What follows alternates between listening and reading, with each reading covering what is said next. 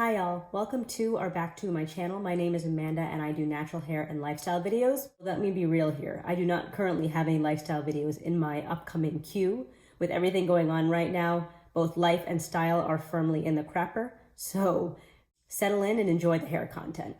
I washed my hair today using the Chocolate Kinks and Curls Cocoa Creme Clay Wash and Melon Hair Care line. So I used the leave-in as both deep conditioner and leave-in, and then I used her Twist Elongating Style Cream and her oil.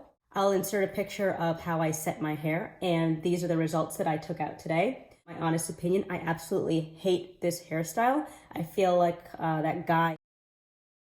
This will be a really good set when my hair is longer. My hair is soft, it's moisturized, it's all that great stuff. Just style-wise, I hate this. I'm going to be looking into the characteristics of my hair, minus curl pattern. I am going to wait until my hair is a lot longer. I also think that I am multi-curl patterned throughout my head, and that would just be really tedious to do. And honestly, why does it matter? The things that matter are your hair porosity, your hair density, your hair thickness, and that kind of thing. So I'm going to be doing just like 3 basic tests today, starting off with porosity. Porosity is your hair's ability to absorb and retain moisture. If you are low porosity, your hair cuticles lie very flat. So let's pretend my arm is my hair cuticle.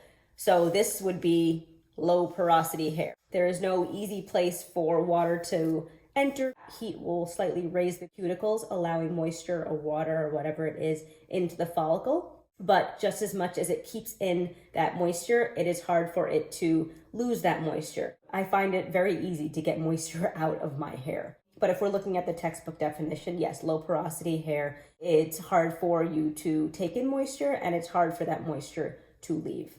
Medium or normal porosity hair, which I understand is relatively rare. If this is your hair follicle, we've got little cuticle flaps allowing a good amount of moisture to come in, and also it is closed enough that it is relatively easy for it to maintain that moisture.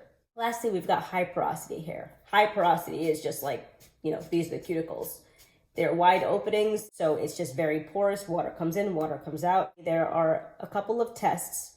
You can wet your hair, and like if you get those little water bubbles on your hair, that's to mean that you have low porosity because it shows that the water is not really penetrating your hair shaft. But I'm going to be doing a little bit more of a fun little scientist experiment. I have a lock of my hair, my husband's hair, Aiden's hair, my 3-year-old, and just some dog hair because why not? I am going to drop each of those strands of hair into a cup of water, and we are going to leave them for 3 to 4 minutes. And if the water stays on the top, that means it's low porosity because the hair strand is not absorbing the moisture. If it sinks a little bit but not all the way, that means you have normal porosity because it's kind of like balancing like a clutch and a brake and clutch and a pedal.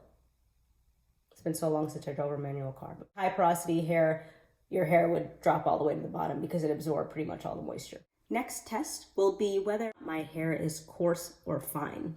So when people hear the word coarse, they usually think that means rough, but it actually means the thickness of your hair strand. So a couple of tests that I've seen for this one, there's one where you compare your hair to a piece of thread. If it is pretty much the same thickness as a piece of thread, then you have coarse hair, and if it's thinner, then you have thin hair. I don't really like that. I feel like that would be very hard to measure. The one that I'm going to be doing is relatively hard to measure as well. I am going to just hold up a strand of hair, and if you can feel it within your fingers, then you have coarse hair. And if you can't feel it, then you don't. This is one that I picked from like my back quadrant over here. So I don't know if you could, yeah, you can see it. Oh, that's another thing. I haven't been able to find this, but there is a test where if you hold it up to the sunlight and you're able to like see it well, again, this is one of those like really subjective things. If you can see it well, then you have coarse hair. If you can't see it all that well, again, how do you measure that? So I'm just going to do this pinching one. And yes, this is a thick piece of hair because I feel it. I feel it very well. It's a hefty piece of hardware. Next up is density. Hair density is the amount of hair that you have on your head. So how many hair follicles you have. It's a genetic thing. So you could either have very dense hair or not. You can't grow extra hair follicles. As I said, you can either count or you can just pretty much like part your hair and see if it's easy to see your scalp. I'm gonna insert some footage.